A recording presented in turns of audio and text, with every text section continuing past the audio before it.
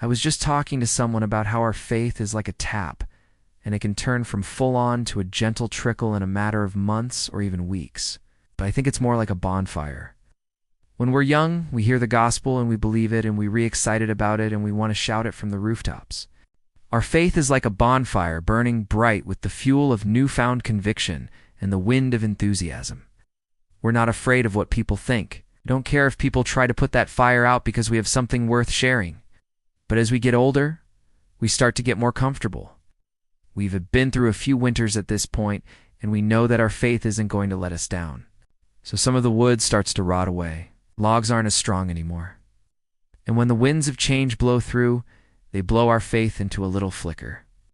And as time goes on, our faith gets smaller and smaller until it's just a small flame, just enough to keep the spark of belief alive. We've settled into our comfortable routines, and our faith has become a part of the background noise of our lives. It's there, but it's not the main focus. And then one day, maybe it has a harsh word from a church member or a critical comment from a non-believer or the disappointment of unanswered prayer. And all of a sudden, that small flame is blown out and we find ourselves at a crossroads.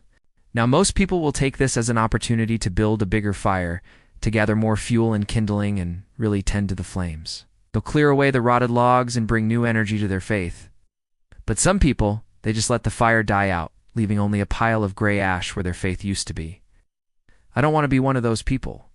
I'm at that age where my faith is a gentle trickle instead of a raging bonfire, and I'm okay with that. But I don't want my faith to turn into a dying ember. I want to use this season of life to build up my faith, to tend to the flames and make them burn with a holy passion. As the Apostle Paul said, I press toward the mark for the prize of the high calling of God in Christ Jesus. Let's run with endurance the race that is set before us, fixing our eyes on Jesus, the pioneer and the perfecter of our faith. If you're young and your faith is a raging bonfire, I pray that it stays that way for a long time. And if you're older, like me, and your faith is a gentle trickle, I hope you'll find the courage to nurture it back to strength.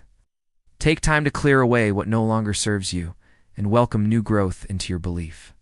There's always room for renewal, and your faith, however quiet it may seem now, still has the power to flourish again.